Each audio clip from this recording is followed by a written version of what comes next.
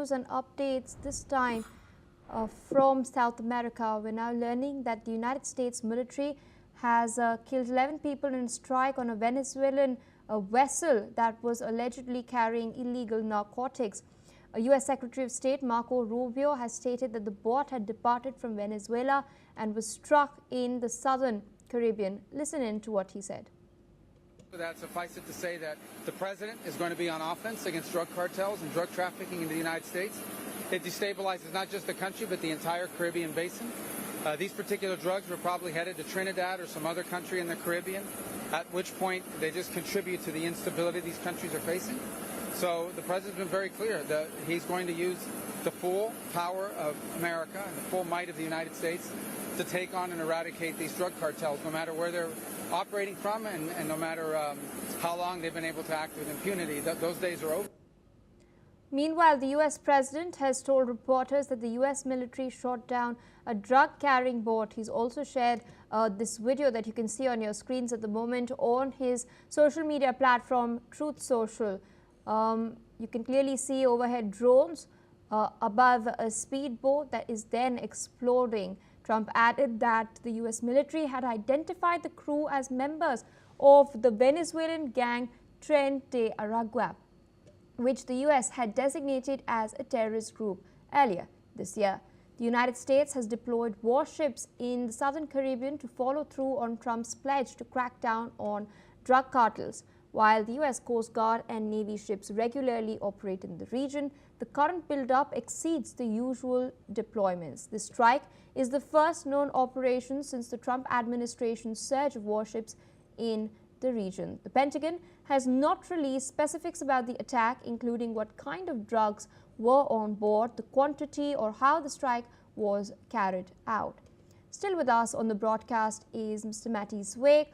Thank you for staying put and for your patience as we were tracking these developments. So we've seen how the U.S. naval deployment in the Caribbean, especially off the coast of Venezuela, has increased quite significantly over the last couple of weeks. The U.S. claims that this is in order to ensure a purge of the illegal drug nexus that brings drugs from Venezuela, mostly cocaine, into the United States of America.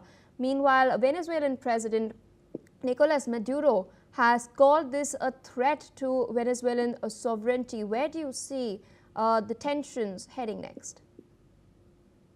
Well, first of all, we have to clarify if the word sovereignty and sovereign country includes the right to traffic in drugs and to be a narco state and to sell them in the States and in other parts of the world. If the word sovereign is part of this, this is very strange. Anyway, I think this is a step forward in a policy that is finally, after many years, linking the reality facts that they are the terrorism of some states like Venezuela or Iran. They are connected completely with the drug trafficking and making money with this drug trafficking for themselves and for their terrorist goals. So now Trump said that this is a step forward. We are linking these two words, the words trafficking with drugs and the words terrorism, and we are attacking them as they were terrorists. It means from the air and killing them too.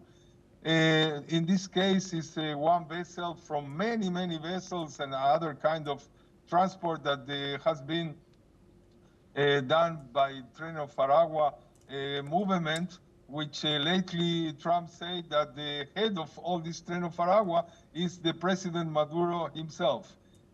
Anyway, the big question that rises from this, and I think through the years everyone asked themselves, what is the DEA doing in the States when they are attacking one drug cartel but not attacking others? And then they raise the questions that if there is attacking for political purposes Maduro and his real drug trafficking, why he's not completely crushing on the other ways of trafficking with the United States? It means from Colombia to Central America, through Mexico, through the States. Is he doing enough in that way too? or is only Maduro because he's a political opponent? And from the other side of the axis of evil, as he says, together with Iran, North Korea, and other countries. So with that, I would like to thank you for taking our time speaking to us on NewsX World as we track these crucial developments.